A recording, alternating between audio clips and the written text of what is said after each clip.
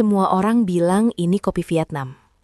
Padahal, kenyataannya tidak sesederhana itu. Alat kecil ini yang hanya menetes perlahan di atas gelas terlihat biasa saja. Tidak ada mesin, tidak ada teknologi rumit. Hanya logam kecil, kopi, dan air panas. Tapi justru di balik kesederhanaannya, tersimpan sebuah cerita panjang. Cerita tentang tekanan, keterbatasan, dan bagaimana manusia beradaptasi.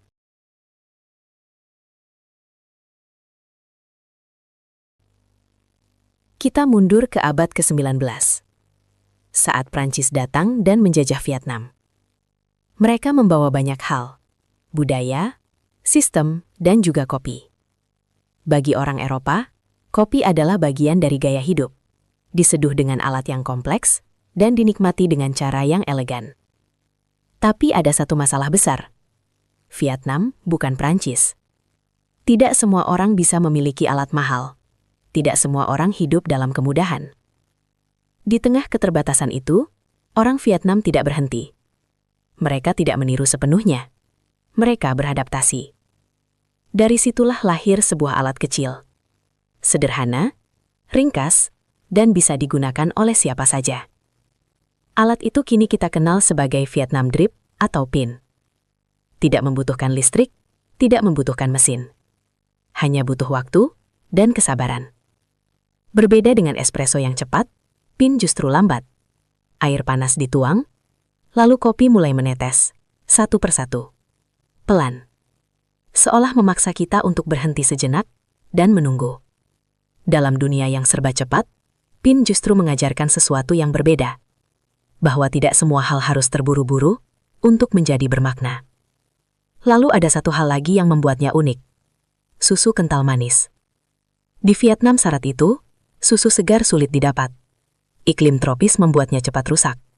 Maka mereka mencari solusi. Menggunakan susu kental manis, yang lebih tahan lama dan lebih terjangkau.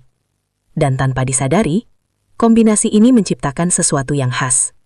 Kopi robusta yang kuat, bertemu dengan manis yang lembut. Rasanya tegas, namun tetap nyaman. Menariknya, alat ini tidak punya satu nama penemu. Tidak ada satu orang yang bisa mengklaim sebagai penciptanya. Karena PIN bukan lahir dari satu ide. Ia lahir dari banyak tangan, banyak percobaan, dan banyak keterbatasan. Dari tekanan, lahir kreativitas. Dari keterbatasan, lahir inovasi. Dan dari kesederhanaan, lahir sebuah identitas. Hari ini, Vietnam dikenal sebagai salah satu negara penghasil kopi terbesar di dunia. Dan PIN masih digunakan hingga sekarang. Bukan karena tidak ada alat yang lebih modern, tapi karena alat ini sudah menjadi bagian dari budaya. Jadi lain kali kamu melihat kopi Vietnam menetes perlahan, coba perhatikan lebih lama. Karena setiap tetesnya bukan hanya kopi, tapi juga cerita yang pernah terjadi. Di episode selanjutnya, kita akan membahas salah satu alat favorit para pecinta kopi, Moka Pot dari Italia. Sebuah alat sederhana, tapi menghasilkan karakter rasa yang kuat dan khas. Dan buat kamu yang ingin belajar berbagai resep kopi untuk dipraktikkan di rumah, silahkan klik link yang ada di deskripsi. Jangan lewatkan episode selanjutnya. Sampai jumpa di episode kami selanjutnya.